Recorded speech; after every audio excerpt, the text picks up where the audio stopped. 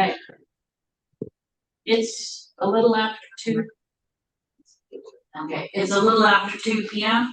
and I recognize that a quorum is present. The Education Committee will come to order. Mr. McLaughlin, will you please call the roll? Marcia Dush. Present. Chris Gonzalez. Present. Roy Rodriguez. Present. Members have received the minutes of the last meeting. Are there any corrections to the minutes? Hearing none, I will entertain a motion to approve the minutes as circulated. Motion. So second.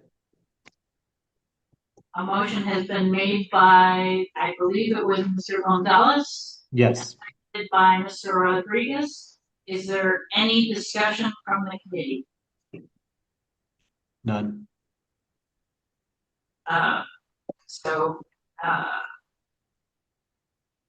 Hearing none, I will entertain a motion. Oh, wait, I've already done that. So, all in favor? Aye. Aye. Any opposed, say nay. The ayes have it. The minutes are approved as circulated. The next is opening remarks from committee members. This item is an opportunity for committee members to provide any remarks they have before getting further into the other items on the agenda. And I will start off because I have a few remarks for today's meeting. And then I would gladly hear from my fellow committee members. So today, we're here to discuss ways to improve compliance with mandatory education training, or MET, rules for plan administrators and trustees. We have received feedback that we need to be mindful that many of the plans have a difficult time recruiting trustees. And if we make the MET requirements too difficult to comply with, we will only make recruitment more difficult. I do understand this concern. Yet my overriding concern is for plan members and taxpayers who do contribute to these defined benefit pension plans. They deserve to have those who manage pension fund money and who make benefit decisions fully understand their fiduciary duties and have the appropriate skills to carry out these duties. Irregardless of what we decide at the board level for MET compliance, I do call on plan members to be vigilant that their trustees and administrators be held accountable for their training. These people are managing the money that is being taken out of their paychecks. And I do call on all stakeholders to recognize that if there is a problem recruiting either trustees or administrators who can meet the MET requirements, that they really need to consider whether or not running an independent defined benefit plan is appropriate, or whether they should consider perhaps joining a multiple employer plan. And so those are the thoughts that I have coming into today's meeting. Do either of my colleagues on the committee here have anything else to add to that? I would add agreement on your last statement. I think in the cases where there is trouble or difficulty recruiting board members, those plans should consider joining one of the multi-employer plans. I think, I guess my question is there any data on the plans that made those comments? So does it happen to be a certain type of plan that would qualify for inclusion into multi-employer? And perhaps we can hear that when the item 6 is presented and discussed. Very good. All right. So with that, I think we can move forward. We will now accept public comments. All public comments are limited to 3 minutes. Is there anyone in the audience, in person or virtually, that has any comments they would like to provide to the committee? Seeing none, we'll proceed. I would like to now call on Jasmine Loomis to present item 6.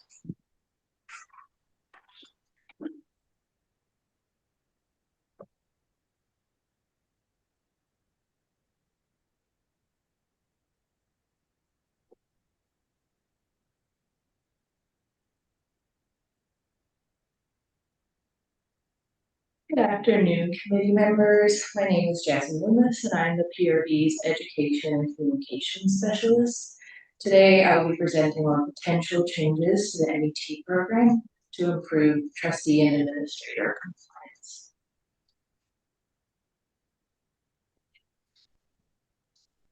compliance. First, I will start with some background about this project. At the December 2025 board meeting, we presented the first annual MET compliance report that included the compliance status of all trustees and administrators in regards to the training requirements. The annual MET compliance report presented at this meeting is available in the December board meeting packet on the PRB website under the board and agency tab for anyone to view. But during this meeting, the board asked PRB staff to research possible statutory recommendations and agency actions to improve compliance numbers. Staff researched and brainstormed potential ideas, including potential recommendations to statute, as well as some ideas that would not require any statutory changes. After the initial round of research, staff then met with stakeholders to present initial ideas during a virtual feedback session. The April 9th feedback session with stakeholders included 19 attendees from 14 retirement systems. We had a good mixture of plan types with at least one system from each type attending the meeting. During the meeting, staff presented ideas for both statutory and non-statutory changes that could help improve compliance. There were 3 ideas for statutory changes and 2 for non-statutory changes. Stakeholders were encouraged to provide their initial thoughts, feedback, and suggestions regarding ideas throughout the meeting. Staff also provided a live demonstration of upcoming updates to the pension online reporting tool, which includes a lot of new features aimed at making it easier to become compliant with the MET program and its reporting requirements and the ability to see trustee compliance. One of the features highlighted in the meeting was the addition of a not compliant section, which shows system administrators which trustees are considered not compliant in MET records directly on their dashboard. This means that system administrators will be able to log into the portal at any time and see live which trustees are not compliant with the requirements without having to email the PRB for those records. Another feature we highlighted was the new way to report training to the PRB. Previously, systems had to submit a PDF of the PRB 2000 form detailing which training was completed, but the new portal will not require PDFs. Instead, administrators will be able to directly put training into the portal and assign trainings to multiple trustees, making it easier to report training. Lastly, staff provided stakeholders the opportunity to provide additional feedback or comments on the ideas presented, as well as share their own suggestions for improving compliance. Please also note that there is a document in your packet after the slides that will include the information about staff's ideas and the feedback we received from stakeholders. Before I get started on our proposed ideas, feel free to jump in at any time and provide your comments throughout the presentation. I'm going to start off by going over staff's ideas for potential statutory changes. Staff's first idea was to authorize systems to create an education or non-compliance policy and to create guidance documents and sample policies for systems. Current staff proposal would authorize systems to create an education or non-compliance policy that may include extra training requirements and steps or procedures for members that are non-compliant with training, as an example, but it would not require systems to create such a policy. Ms. Bloom? Yeah. Ms. May I interrupt? Yeah. So right now, under the law, are they prohibited from creating a education policy, or are you just looking to emphasize that they could or should have a statement in their bylaws that state how to deal with non-compliant trustees. Yeah, it is not mentioned at all in statute right now, so it would just be kind of authorizing language saying that they can create one. I think one of the other things that we talked about, when we were looking at the TELFRA governance project was whether or not there would be a policy to deal with, trustee absences from meetings. And so I would like to see as this idea is percolated, that perhaps, you also mentioned that they could, deal with both, attendance issues and with, MET issues.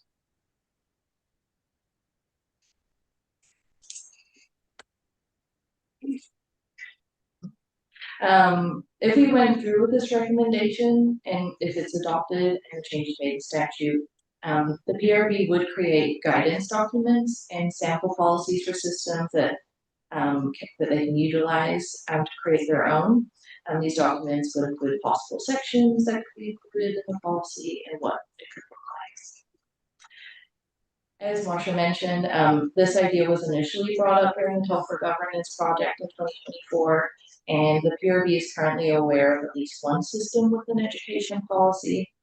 This existing policy has additional training requirements for certain trustees and administrators on top of the MET requirements, with some having to complete 30 hours of training. The policy also includes suggested responses the board may take if the trustee cannot satisfy the training requirements. Regarding the feedback we received from stakeholders, it was overall positive, with some stakeholders voicing reservations that could be considered. One stakeholder wanted the PRB to be cautious and ensure that any statute regarding an education policy is not too restrictive for non-compliant trustees. As I mentioned earlier, the current staff proposal would not make this requirement and would not require systems to include certain sections or requirements of their policy. But instead, this proposal is an authorization for systems who wish to utilize it, and for systems who already have such a policy, it would be legally authorized if passed. Another stakeholder stated that guidance materials and sample policies would be useful to their system as a way to get their board talking about an education policy and to get an idea of what they could include if they wanted to make their own. Could I just ask one clarifying question? Right now, they can put in a policy. There's nothing to prohibit it. This is just to emphasize that they should consider putting in a policy. Yeah, I believe right now there's no mention of it at all, so it's not prohibited nor authorized, but this would just be solidifying that yes, they can indeed create one and it is allowed. Okay, thank you.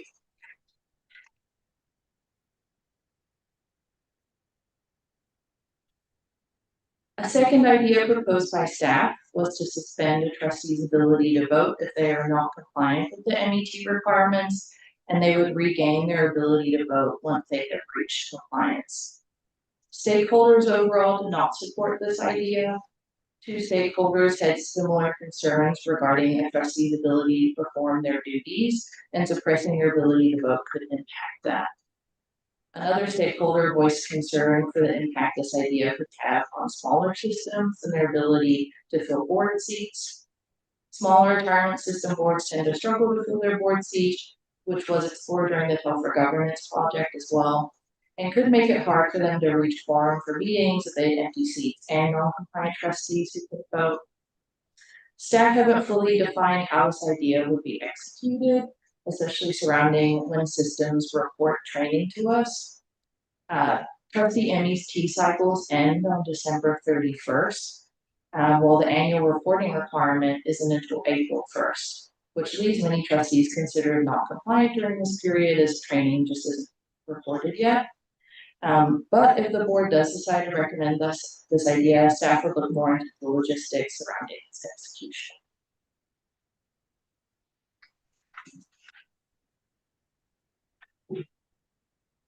Staff's last idea for statutory changes would be to require trustees to complete their core training before they can serve on the board.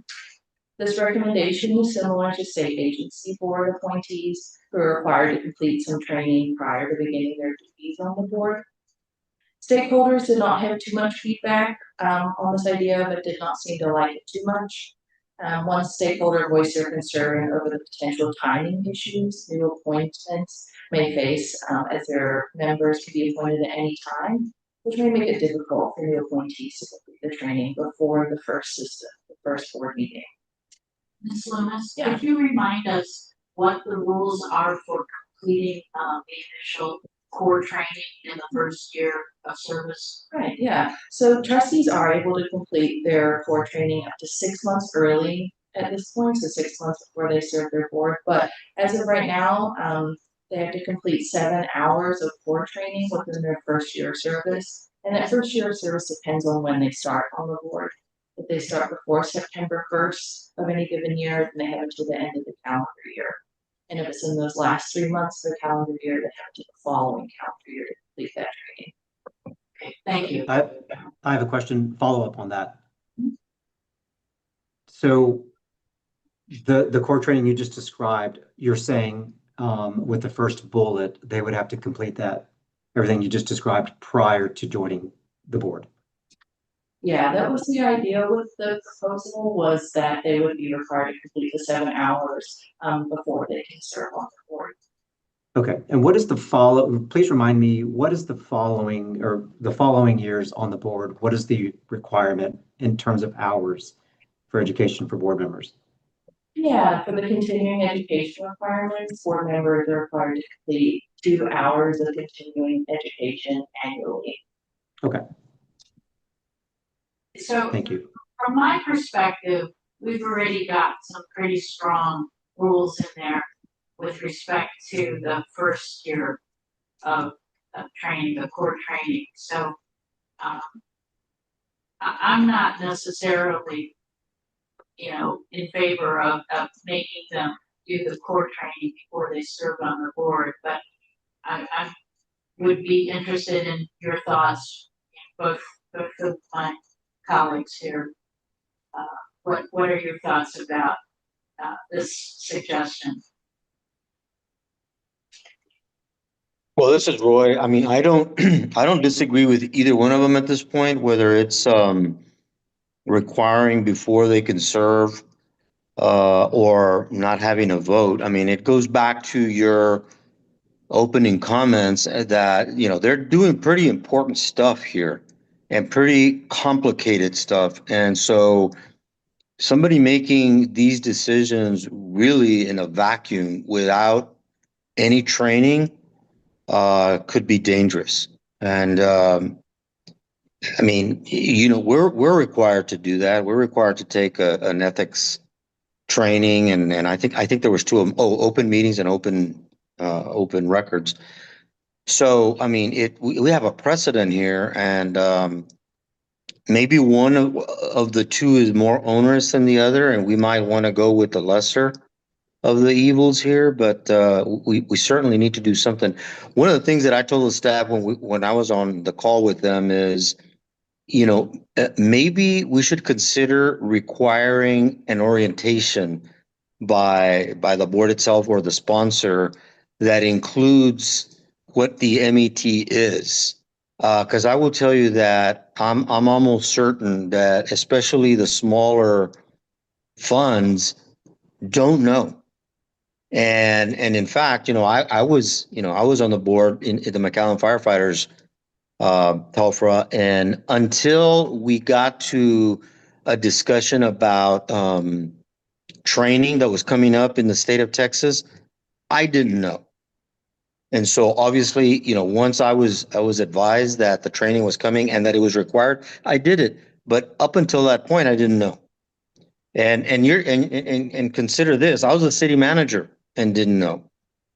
So it's really important that we at least introduce the topic to these new board members, and that might be something that we consider.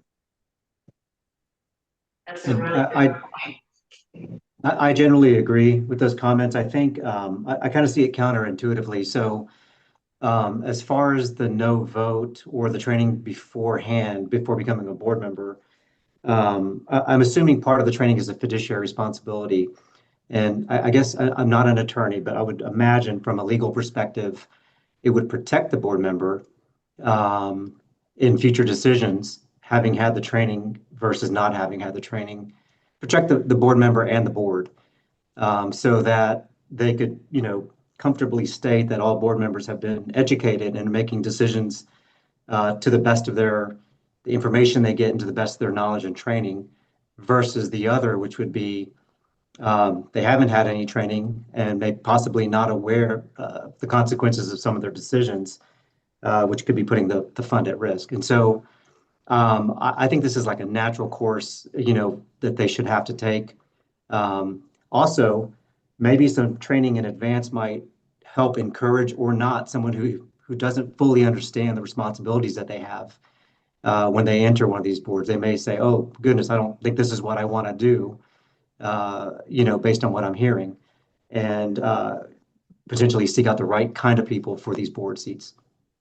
So I'm kind of in favor of both of these, or at least one or the other. I think those are good points. I could also see kind of a hybrid situation where, maybe with respect to core training, they're not allowed to vote until they've completed core training. And maybe not make it so, after the core training is completed, perhaps the ongoing training would not prohibit them from voting. But I really do take that point about a new board member coming on and not really knowing what they're doing yet. Maybe they shouldn't have a vote until they've completed core training. Agreed. Ms. Loomis, please go ahead. Thank you. I just had one thing to add to the slide, and that was just kind of what we've been talking about, where we haven't fully defined this idea and how it could be executed, but if the board does decide to recommend this idea or some hybrid of this idea, staff will look more into the logistics surrounding its execution. I mean, this would be a statutory change, so it might, depending on how it was worded, it would be in statute that a trustee could not vote until they had whatever training requirement was deemed to be necessary to make a vote. Just one thing to add here is that I think one of the things that Jasmine's thinking about and talking about how it will be implemented is what would the PRB's role be in policing that requirement versus the systems themselves, or would there be some combination of the two?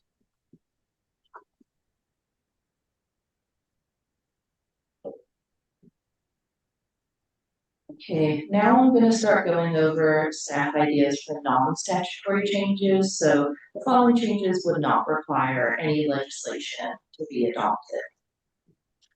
The first idea staff had was to provide systems with more information and promote the individual course approval application form, also known as the ICAA form. The ICAA allows for systems and training providers to seek MET credit for an individual course or conference that is provided by an organization not accredited with the MET program. The PRB could provide more information about the form on its website and directly to all system administrators so they are made more aware of it and its requirements. A lot of the current communications about the ICAA are one-on-one with administrators as needed. Usually if they're reporting training to the agency that is not approved for MET credit, staff will reach out directly to the system administrator to recommend the ICAA. The PRB does have information about the ICAA on the agency's website. The staff believe that adding more information and promoting this way of getting MET credit could make it more popular and increase compliance. The PRB could also publish a list of recently approved ICAAs on its website for systems to see which courses can be approved for MET credit. Systems will still be required to submit their own form to the PRB, which will make the process very quick and easy for staff and systems, while also giving them an idea of what alternate courses other systems are utilizing. Stakeholders really liked this idea overall and thought that the ICAs would be great for members that have to complete their other education for other certifications or other positions that they hold.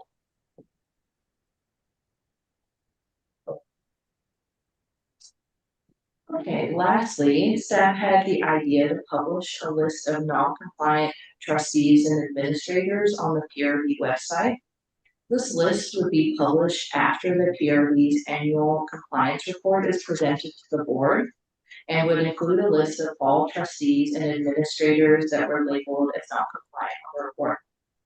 The list would be updated as trustees and administrators reach compliance. Stakeholders had mixed reactions to this idea. 3 stakeholders were not opposed to the idea, but did have some suggestions, asking the PRB to notify systems of their non-compliant trustees prior to publication and giving systems the opportunity to rectify their non-compliant trustees before it is published. Upcoming updates to the pension online reporting tool will allow system administrators to see which of their trustees are labeled as non-compliant on their new MET dashboard. If the board decides to adopt this idea, staff would notify systems to check their MET dashboard to see who is currently not compliant and PRB records prior to the annual report and publishing of the list on the website. This would give trustees the time to become compliant before their annual report and the publishing of the list.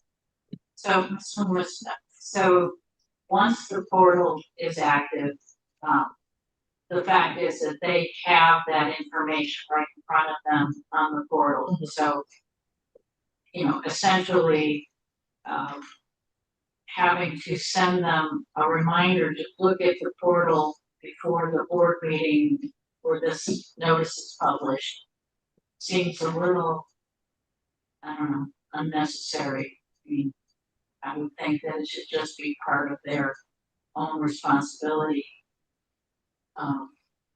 Again, I'm trying to think if this, the portal seems like it's really going to help the visibility of to the administrators to see who is compliant and who is non-compliant. And it's going to make reporting easier. And I think while we've made tremendous progress with compliance, this will probably help us even more.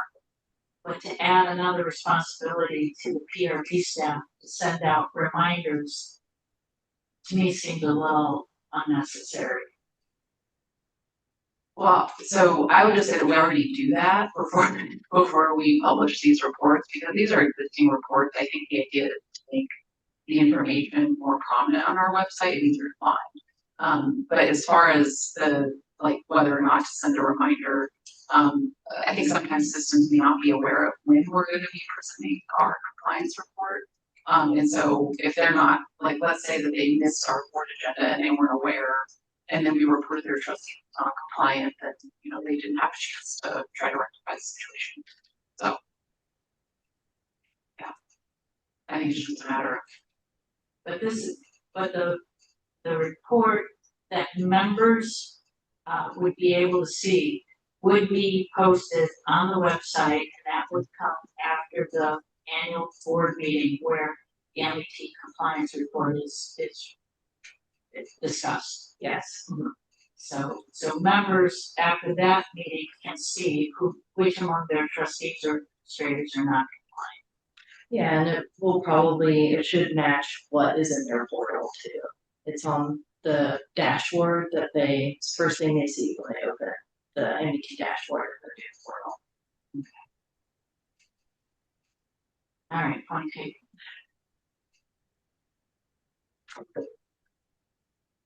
Okay, so to finish my presentation today, I have a timeline of this project and what's coming up. So after this committee meeting, staff will make any necessary changes to the ideas proposed today and include committee suggestions in a feedback document that will then be sent out to stakeholders for some additional feedback. Following this first round, staff will present potential statutory recommendations and non-statutory changes to the full board for feedback and suggestions at the July board meeting. Any updates or suggestions from the board will be added to this document and sent back out to stakeholders for a final round of feedback. Staff will then present the final statutory recommendations and non-statutory changes to the full board for potential adoption at the September board meeting. Any recommendations adopted during the September board meeting will be included in the PRB's final report in November. And that is all that I prepared for the committee today. If there are any more questions or comments. So I guess I would ask, Mr. Gonzalez, Mr. Rodriguez, to give me your thoughts, or to give Ms. Loomis our thoughts about, maybe just kind of revisit some of these ideas. So right now, the suggestion is that, there be some legislation that just reminds the plans that they, can in fact create an education non-compliance policy. I mean, would we be, what do we want to recommend to the PRB?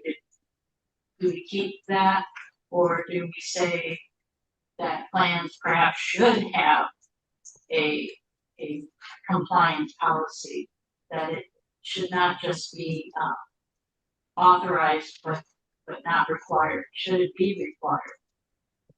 Look for your thoughts on that. Well, I use the word orientation. I think that, it kind of aligns with what the purpose of what the staff is proposing.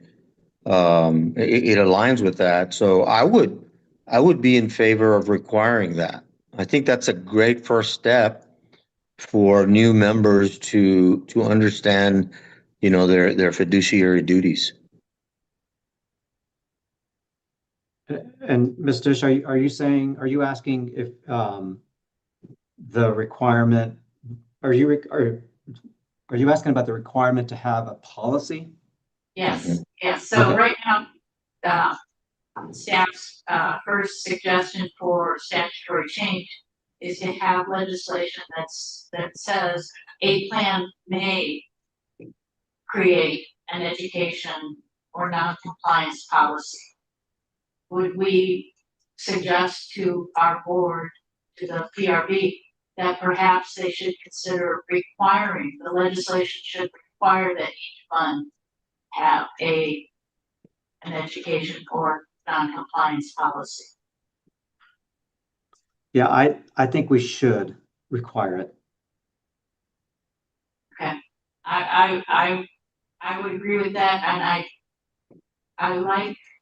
I do, from a non-statutory perspective, I like Mr. Rodriguez's comment about perhaps we should encourage funds to have an orientation program for their new trustees, or even for existing trustees, to remind them of what the MET requirements are, including perhaps other responsibilities.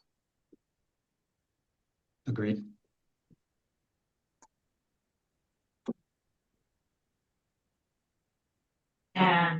And then kind of talking about the next idea for statutory changes. Again, our discussion today is input for the board meeting, for the PRB board meeting. So, we talked a little bit about suspending trustees' ability to vote if not compliant with MET requirements. I voiced that initially that I was a little leery of this, but I heard from you folks that essentially this makes a lot of sense, and after listening, I tend to agree with that.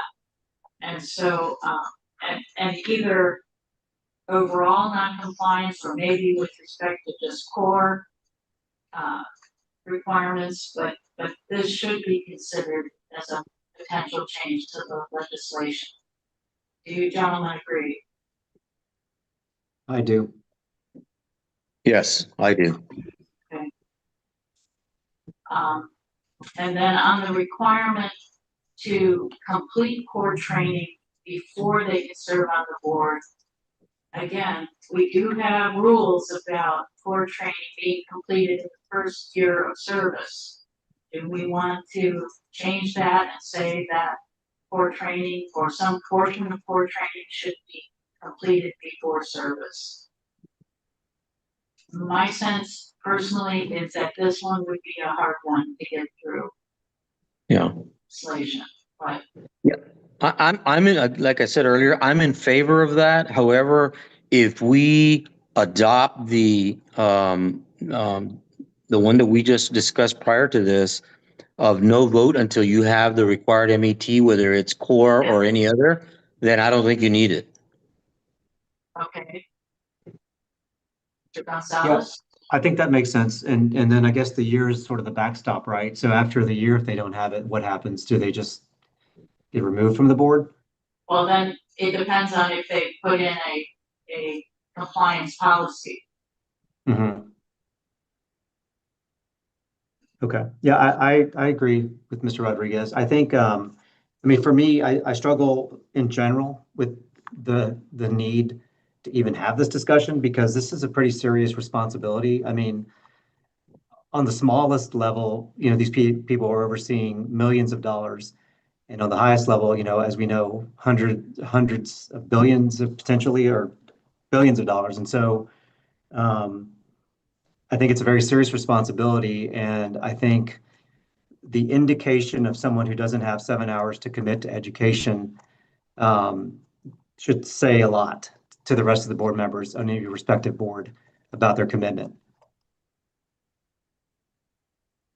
Well said.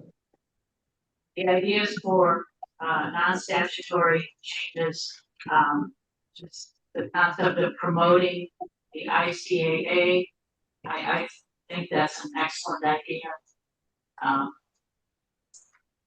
Any thoughts on that? I agree. I agree as well.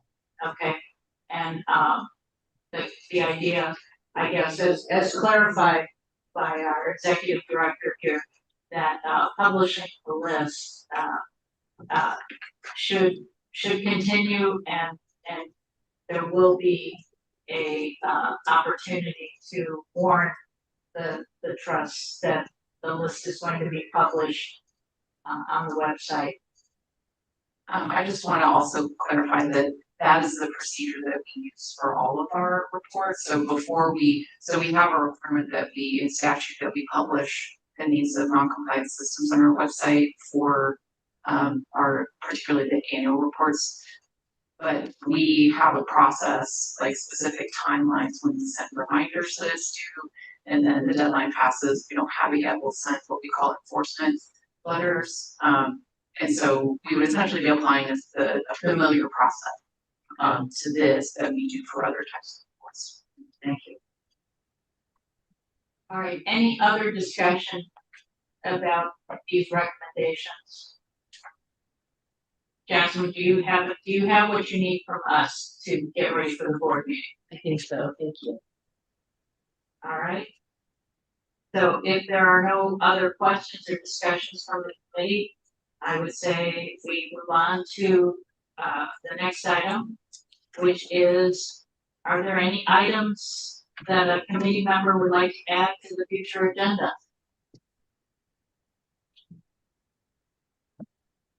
Not at this time. Okay.